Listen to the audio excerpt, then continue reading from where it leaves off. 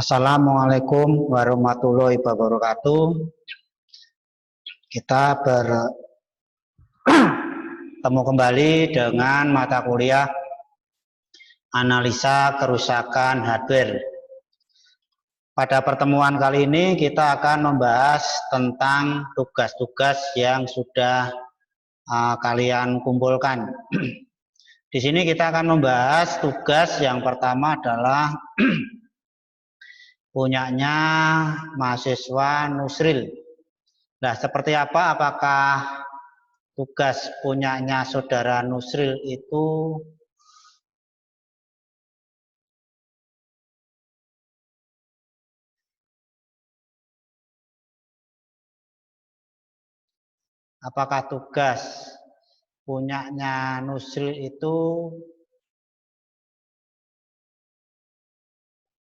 karena saya melebu tapi ya.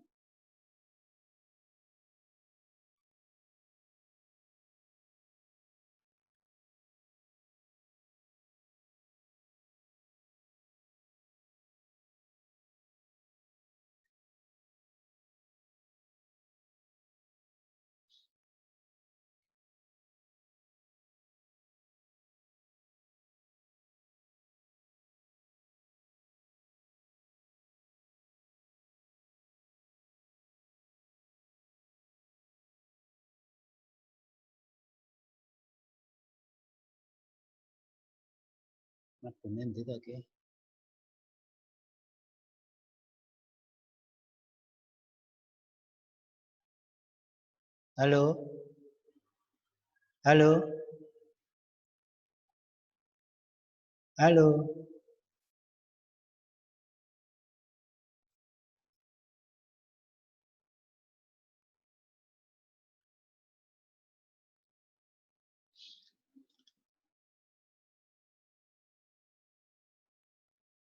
Halo.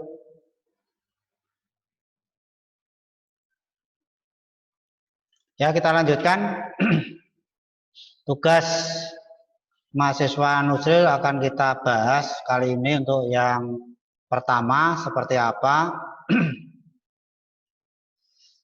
Ini adalah merupakan rangkaian power supply switching sederhana.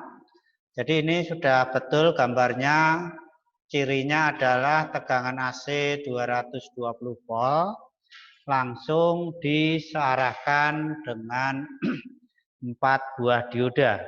Ya, ini ciri. Yang kedua, cirinya adalah ada kapasitor yang nilai voltasenya besar, yaitu 400 volt. Ini 400 volt.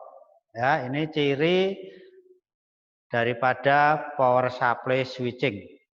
Nah, bagaimana cara kerja daripada rangkaian power supply di sini?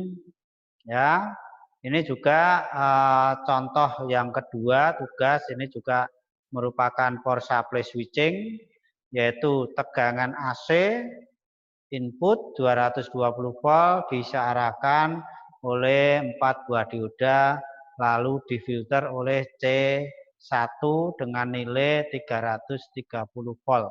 330 mikrofarad. Kebetulan voltasenya di sini tidak dicantumkan. Ya. Nah, ini adalah cara kerja daripada power supply switching. Arus dari sumber tegangan masuk ke blok unregulator atau dioda kiprok dan elko. Di blok ini tegangan AC dirubah menjadi tegangan DC, terus kemudian tegangan masuk blok switching. Yang dimaksud switching yaitu bisa berupa IC, transistor, atau MOSFET. Kemudian tegangan masuk ke blok inverter, trafo, inti, ferit. Di blok ini akan kembali terjadi perubahan tegangan yang tadinya tegangan sudah DC dirubah kembali menjadi tegangan AC. Tetapi sifat tegangan tidak sama dengan tegangan AC dari sumber. Kemudian tegangan masuk ke blok regulator atau dioda Hall-Bib searah, penyearah, dan elko. Di blok ini akan kembali terjadi perubahan tegangan yang tadinya tegangan AC dirubah lagi menjadi DC, kemudian tegangan baru masuk ke beban dan ada yang masuk ke blok komparator atau blok IC, di mana IC ini masih terletak satu blok dengan blok catu daya switching. Ya, ini gambaran pada penjelasan cara kerja blok switching tersebut. Nah, kita lihat gambar yang pertama. Di sini adalah sebuah blok power supply switching, ya. Nah, bagaimana cara kerjanya? Ya, kita lihat cara kerjanya. Tegangan AC 220 volt akan disearahkan oleh 4 buah dioda, sehingga menjadi tegangan DC output yang ada di titik R4 yang ada di sini. Lalu difilter oleh C1 dengan besaran nilai 1 mikrofarad 400 volt. Ya, di sini 400 volt. Nah, tegangan DC tersebut berapa besarannya? Kita ingat di elektronika dasar, yaitu yang kita sebut dengan tegangan puncak. Di mana tegangan puncak rumusnya adalah VP sama dengan 1,414 kali VE. Di mana VE-nya adalah 220 volt dikalikan 1,414, jadi hasil tegangan yang ada di titik ini atau di kapasitor positif ini adalah 310. Kalau kita hitung pakai kalkulator, tentunya di sini ada 311. Inilah tegangan DC hasil penyiaran 220 volt oleh 4 buah dioda. Nah, tegangan DC 310 volt tadi arusnya akan mengalir menuju ke trafo, primer trafo switching. Ini disebut trafo switching. Ya, ini trafo primer switching. Ini adalah input, ini adalah outputnya. Ya, ini input, ini output. Ya. Lalu arus mengalir menuju ke Q1, yaitu transistor 1303, yaitu berada di kaki kolektor. Dengan adanya arus sudah sampai ke kaki kolektor ini, apakah power supply ini sudah bekerja? Belum. Kenapa belum? Karena baru arus mengalir menuju ke kolektor Q1 ini. Nah, supaya arus bisa mengalir menuju ke emitor melalui R1 menuju ke ground, maka butuh yang namanya sinyal daripada kaki basis. Ya, kaki basis ini harus ada tegangan picu, ya, atau tegangan startup untuk menghidupkan pertama kali. Ya, ini.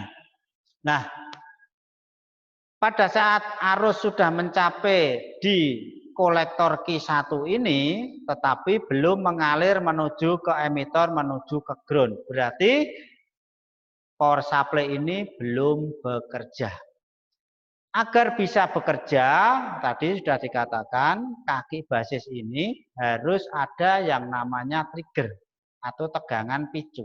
Dari mana? Kita lihat. Ada R4 dengan nilai 680 kilo. Di mana R4 ini adalah kita sebut sebagai R starting atau R startup atau R starter.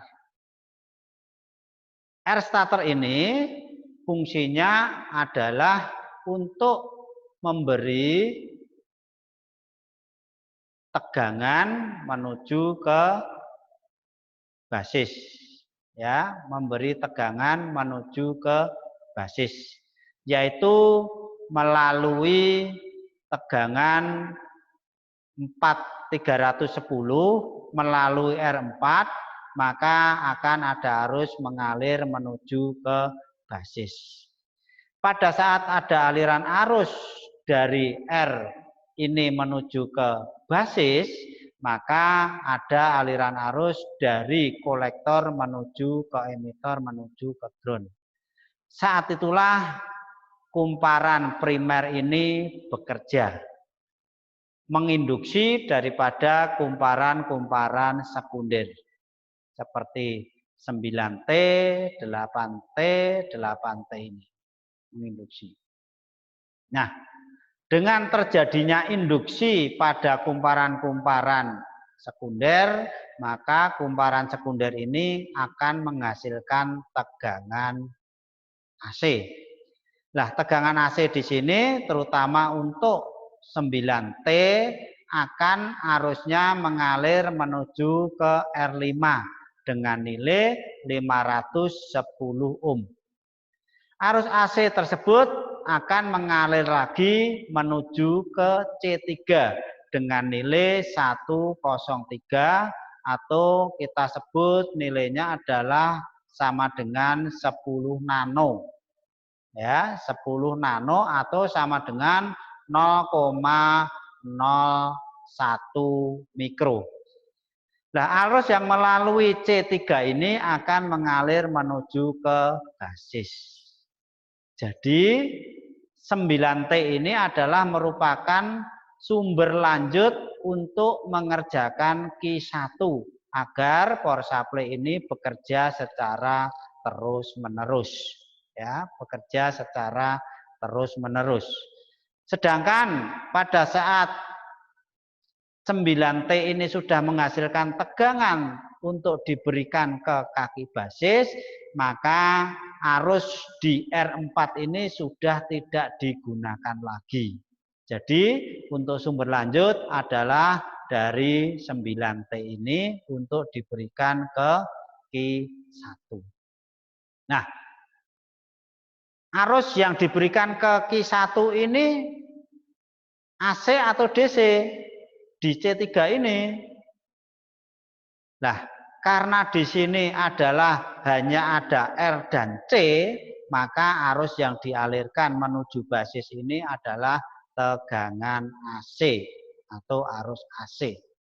Ya, sedangkan pertama kali untuk bekerjanya power supply switching ini untuk mengerjakan Q1 adalah diberi arus DC, tetapi hanya sesaat. Apa yang terjadi kalau ini diberi arus DC dari R5 dan C3 ini diberikan ke basis, maka tidak akan terjadi yang namanya siklus atau tidak ada frekuensi. Maka transistor ini bisa langsung rusak. Ya, maka tegangan yang diberikan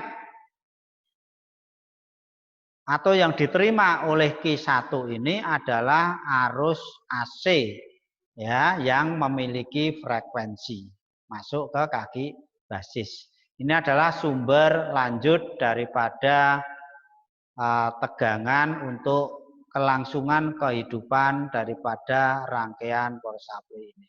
Sedangkan pada saat di primer sudah bekerja, maka di sekunder bagian untuk beban juga ada yang namanya tegangan AC-nya dikeluarkan. Di sini tertulis tegangan yang keluar adalah 12 volt. Ya, di sini karena di sini adalah outputnya adalah merupakan kumparan sekunder yang ada CT-nya, maka di sini menggunakan 2 buah dioda. Dioda 1 untuk menyarahkan fasa yang atas, dioda 2 atau D3 di sini untuk menyarahkan yang bawah. Sama-sama keluar, maka akan keluar tegangan DC yang ada di sini. Lalu difilter oleh C4 dengan nilai 470 mikrofarad dengan besaran 16 volt. Ya, itu cara kerja daripada rangkaian power supply switching sederhana. Ya, mungkin di sini untuk Saudara Nusril bisa dianalisa kerusakannya seperti apa. Mungkin pertemuan minggu depan bisa kita bahas kembali tentang bagaimana kita membuat yang namanya flowchart, ya, flowchart analisa. Sedangkan untuk gambar yang kedua di sini sebetulnya ada perbedaan. Nah, secara garis besar sebetulnya power supply switching itu sama. Ya, cuma ada beda apakah ada yang menggunakan IC, ada yang menggunakan transistor dan IC, ada yang menggunakan transistor saja. Sedangkan gambar punyanya Yusril ini adalah yang pertama adalah menggunakan transistor saja, tidak ada IC-nya. Ya. Sedangkan gambar yang kedua ini adalah tidak ada transistornya, tetapi menggunakan IC. Ya, ini cukup bagus. Ada dua gambar yang berbeda model. Ya, berbeda model. Nah, kalau kita sebutkan sebetulnya ada 3 model. Yang pertama adalah menggunakan transistor saja tadi dari contoh gambar yang tadi, dan menggunakan IC saja ini contohnya, dan ada yang menggunakan IC dan transistor. Jadi rangkaian di switchingnya atau di primernya itu juga ada IC, juga ada transistornya. Jadi ada 3, transistor saja, IC saja, atau transistor dan IC. Ya. Nah, inilah cara kerjanya mirip sama ya. Kalau kita perhatikan di sini ini adalah untuk T1 bagian primernya ini adalah bagian sekunder yang dipakai untuk kelangsungan hidupnya rangkaian primer. Ya, mungkin kita ambilkan contoh kalau kita itu bekerja punya hasil, maka hasil itu sebagian kita pakai untuk proses bekerja kembali. Sehingga proses bekerja kita akan bisa berlanjut. Itu gambarannya mungkin bisa seperti itu. Jadi proses bekerja itu kalau sudah punya hasil, maka hasilnya sebagian harus dipakai untuk proses kerja. Ya, misalnya untuk makan, di proses bekerja, untuk transportasi, misalnya beli bahan bakar. Nah, itulah mirip seperti itu ya power supply switching. Jadi selain menghasilkan output, juga output tersebut dipakai untuk dirinya sendiri atau di rangkaian switching ini. Ya, itu tugas daripada mahasiswa yang bernama Nusril ya. Ini cukup bagus tugasnya, sudah sesuai harapan. Ya, mungkin kedepannya di sini bisa dianalisa kerusakannya seperti apa. Nah, sebelum menganalisa mungkin pertemuan-pertemuan berikutnya akan saya berikan materi video tentang contoh bagaimana cara kita menganalisa rangkaian. Ya, itu untuk tugas Saudara Yusril. Ya, itu. Selanjutnya kita bahas yang kedua, ini adalah punyanya Aditya. Kita lihat punyanya Aditya. Nah, ini sama dengan punyanya Yusril tadi. Ya, di sini kita lihat sama persis. Ya, ini mungkin waktu nyarinya pas sama atau mungkin hanya copy paste punya temannya. Saya sendiri juga tidak tahu, yang tahu Anda sendiri. Ya, saya tidak tahu karena kalau kita lihat di sini adalah gambarnya itu sama. Ya, gambarnya itu sama. Ya, gambarnya sama. Ini. Ya, penjelasannya pun mungkin juga mirip ya, arus listrik ya, mungkin mirip ini ya, sama mungkin ya. Ya, kalau gambarnya ini jelas tadi sama persis, ya. Jadi di sini tidak akan kita jelaskan karena sama dengan punyanya mahasiswa bernama Yusril, ya, sama, ya. Nah ini juga mungkin bisa dianalisa, ya, dianalisa agar seperti apa sih kerusakan-kerusakan yang terjadi di power supply ini. Nah, di sini tentunya walaupun gambar sama, tetapi langkah-langkah untuk membuat flowchart tentang analisa tentunya tidak akan sama karena masing-masing punya cara yang berbeda-beda. Ya, silahkan ke depan ya dianalisa juga ini masing-masing yang memiliki gambar. Ya, kita lanjut dengan tugas berikutnya yaitu punyanya Aditya Febi. Nah, ini punyanya Aditya Febi ini ya tolong untuk ke depan tugas itu dibuat di PowerPoint atau PPT ya, jangan pakai Word ya. Kalau bisa saran saya untuk di-linkkan. Jadi gambar-gambar menuju ke rangkaian dan nanti kita berikan aja contoh ya, contoh seperti apa cara nanti kita ngelingkan gambar-gambar tersebut. Ya, misalnya karena untuk menganalisa di sini tentunya akan berbeda-beda caranya, tetapi tentunya hasilnya akan sama kalau gambar itu yang dianalisa sama. Ya, tentunya caranya berbeda. Ya, caranya berbeda. Ya, ini untuk saudara Febi, tolong untuk tugas-tugas berikutnya dibuat ke PPT, jangan Word. Ya, paham ini saudara Febi?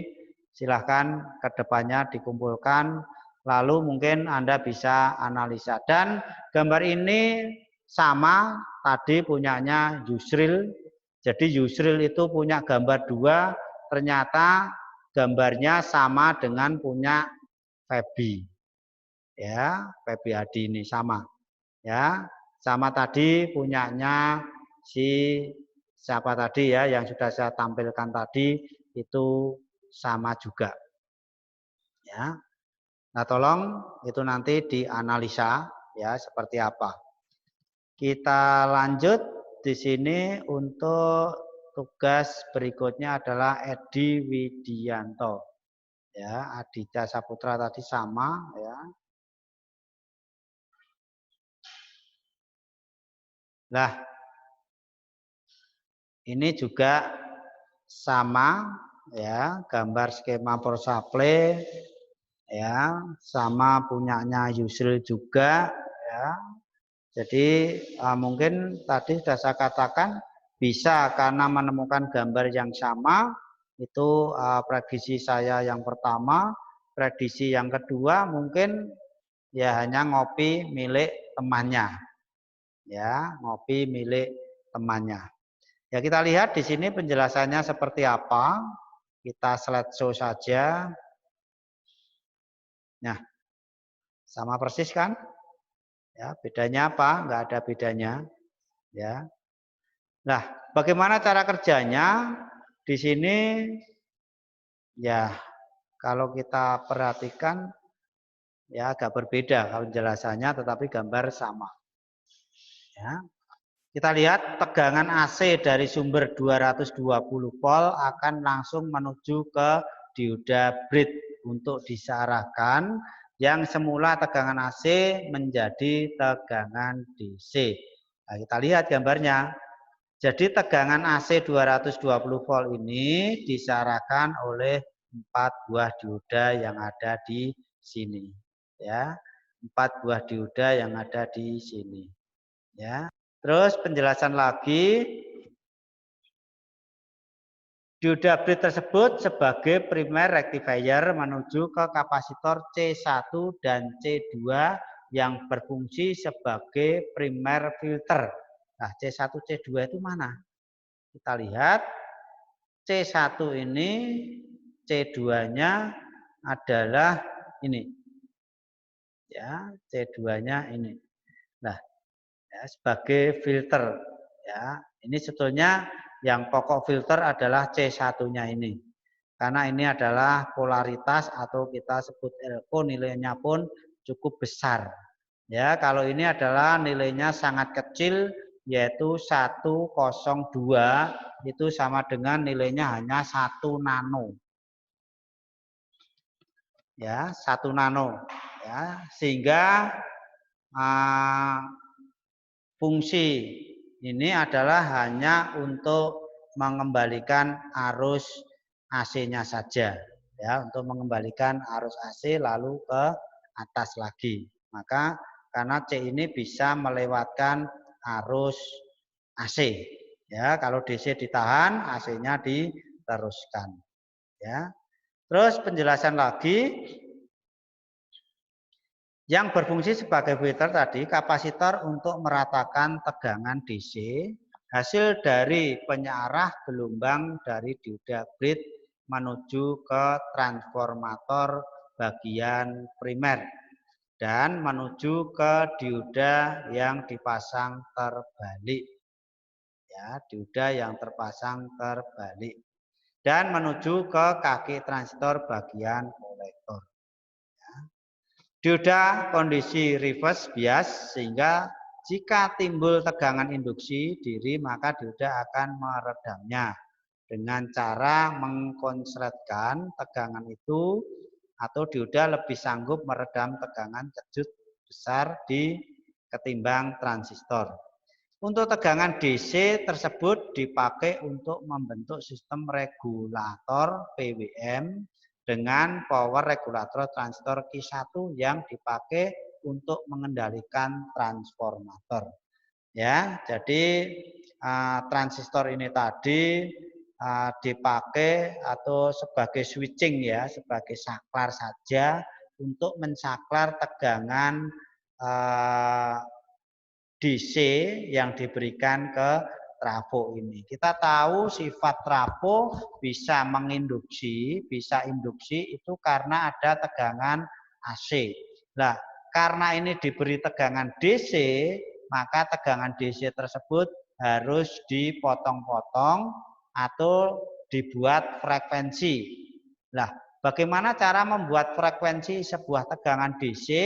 Dengan cara memberikan ke trafo terus tidak diberikan, memberikan tidak diberikan, itu sama saja seolah-olah bahwa sebuah trafo ini diberi tegangan AC.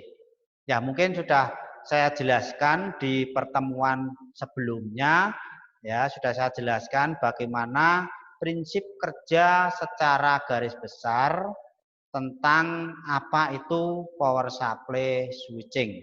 Ya, sudah saya jelaskan di sana, mungkin Anda bisa melihat yang sudah saya upload yaitu di Siakat. Ya, silakan Anda komentar di sana, ya, Anda komentar di sana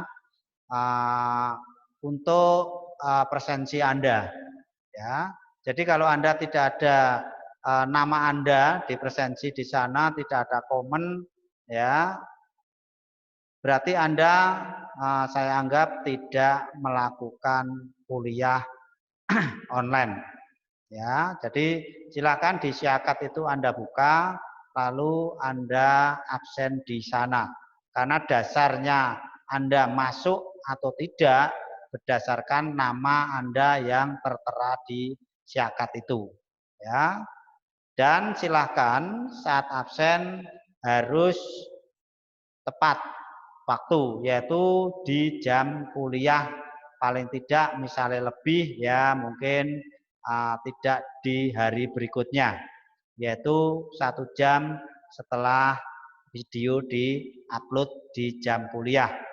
Karena bisa terjadi Anda tidak bisa mengikuti kuliah secara live online, ya, maka bisa Anda lihat nanti di Siakat. Di sana videonya sudah saya kirim ke sana setelah saya selesai live seperti ini, ya.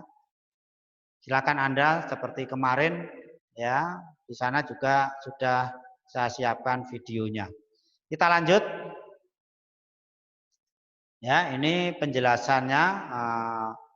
PWM adalah kepanjangan dari pulsa wait modulasi. Jadi modul pembangkit pulsa, atau dalam bahasa Indonesia dapat diterjemahkan menjadi modulasi lebar pulsa. Jadi pada dasarnya PWM adalah suatu teknik modulasi yang mengubah lebar pulsa dengan nilai frekuensi dan amplitudo yang tetap. Ya, PWM dapat dianggap sebagai kebalikan dari ADC, analog to digital converter, yang mengkonversi sinyal analog ke digital. PWM atau pulse width demodulation ini digunakan menghasilkan sinyal analog dari perangkat digital. Contohnya dari microcontroller, ya. Jadi sebetulnya pembangkit frekuensi daripada power supply, ya, power supply tadi, ya, adalah sebetulnya di sininya ini. Hanya dia, karena dia sudah terjadi induksi, maka di sini mengeluarkan tegangan AC yang diberikan ke basis. Inilah pembangkit frekuensi di sini, ya, di sini, ya, sebagai sumber lanjut, ya. Seperti tadi sudah saya jelaskan seperti kita bekerja, atau mungkin saya kasih contoh lagi tentang kehidupan kita sehari-hari. Kita naik sepeda motor. Bagaimana toh sepeda motor itu mesin bisa berputar atau bekerja? Untuk bekerja mesin itu pertama kali maka mesin harus diputar dulu. Ya, mesin harus diputar dulu. Itu adalah sebagai starting untuk menyalakan pertama kali. Nah, setelah kita starting, maka ada yang namanya sumber lanjut. Nah, sumber lanjut itu apa? Berupa apa? Sumber lanjut untuk hidupnya mesin adalah bahan bakar. Ya, bahan bakar. Jadi, setelah di starter, ya, mesin berputar, maka akan terjadi proses di dalam mesin itu. Nah, proses itu membutuhkan sumber lanjut, yaitu sebuah bahan bakar. Bisa premium, pertalite, dan lain-lain. Nah, itulah adalah merupakan sumber lanjut. Maka apabila tidak diisi bahan bakar, maka di starter bisa berputar, starternya dihentikan, maka mesin akan mati. Ya, seperti itu gambarannya, mungkin yang bisa kita pahami, ya, bisa seperti itu. Saya ambilkan contoh. Nah, bahan bakar di dalam rangkaian itu contohnya yang mana? Sebagai penggantinya bahan bakar adalah rangkaian ini. Ya, 9T ini akan menghasilkan tegangan lanjut untuk memberi daripada sumber rangkaian tersebut. Ya, merupakan sumber rangkaian tersebut, ya, itu. Nah, setelah sumber lanjut, maka R4 dari starter ini sudah tidak difungsikan. Ya, contoh sepeda motor itu kalau mesin sudah hidup, ya, maka starternya tidak boleh kita tekan terus.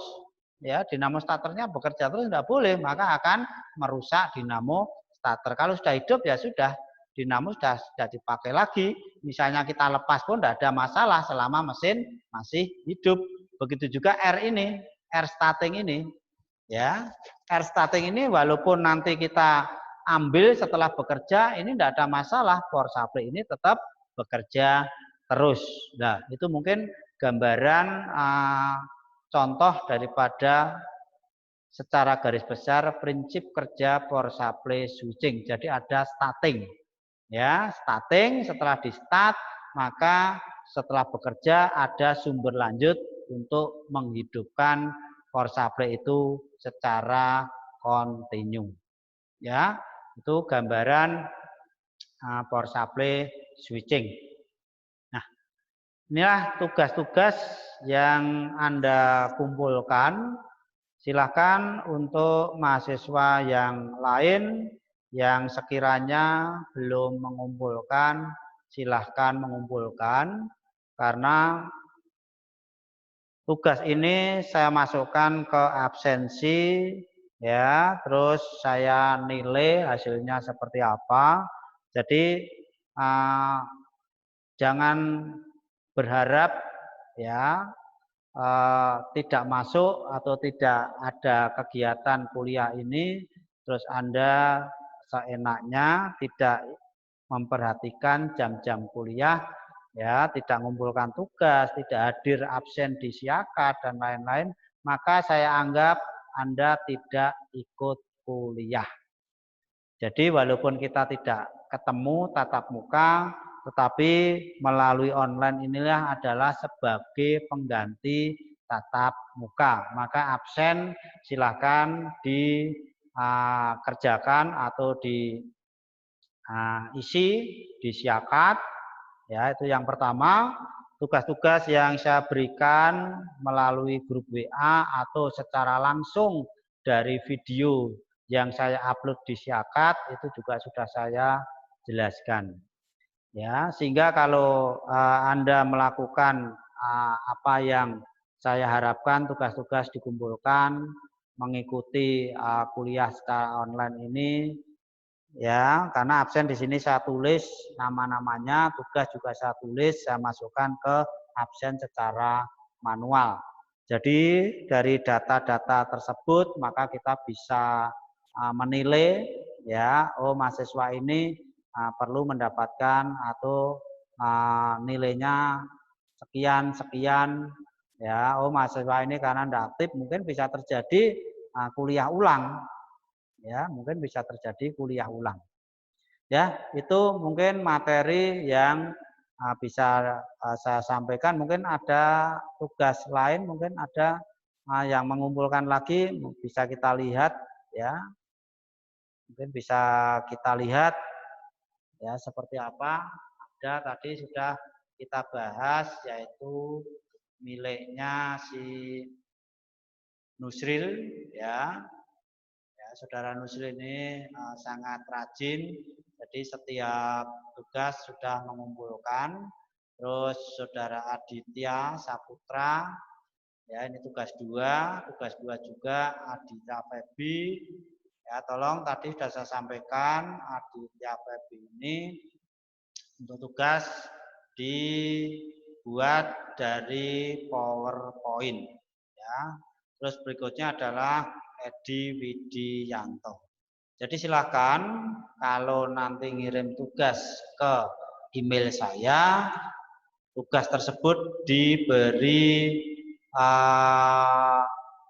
penjelasan, ya, di subjek, ya, nama, kelas, tugas keberapa, ya, karena tugasnya berbeda-beda, ya, sehingga tugas-tugas tersebut dosen bisa membedakan, oh ini tugas ke-1, ke-2, ke-3, jadi bisa membedakan. Nah, bagi yang belum mengumpulkan tugas, ya, saya harapkan untuk tugas pertama itu sudah tidak saya terima karena sudah ada tugas yang kedua. Ya, misalnya mengumpulkannya telat, ya, bareng-bareng dengan tugas yang pertama, bareng-bareng dengan tugas yang kedua, maka tidak saya terima. Saya ngeceknya kesulitan. Dan untuk tugas yang kedua saya batasi sampai dengan pertemuan berikutnya. Misalnya hari ini, ya, tugas berikutnya bisa dikumpulkan, ya. Sedangkan untuk tugas 1 karena sudah dibahas maka tidak bisa mengumpulkan, ya, dan seterusnya. Tolong diperhatikan, ya, walaupun tidak kuliah secara tatap muka, tetapi absen ini juga perlu Anda lakukan, Anda perlu memperhatikan. Ya, di sini sudah ada beberapa tadi 4 yang sudah kita bahas. Nah, kita akan lihat lagi apakah ada mahasiswa yang mengumpulkan tugas lagi. Kita lihat di email saya. Ya, di sini adanya Adit Putra, Musril, ya, Edi Wijayanto. Ya, ini terakhir adalah yang kita terima adalah punyanya si ini Adit Putra. Ya, ini terakhir, berarti lainnya belum mengumpulkan atau tidak mengumpulkan. Ya, kita kembali ke sini lagi, ya. Kita kembali ke sini, ya. Kita minimize dulu.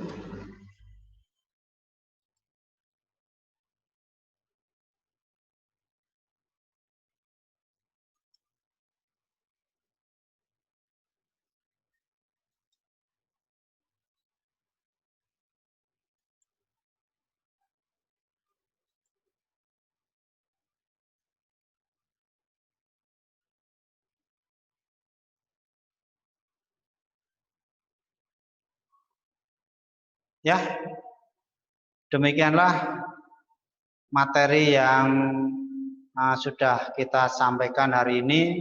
Semoga bermanfaat. Wassalamualaikum warahmatullahi wabarakatuh. Terima kasih.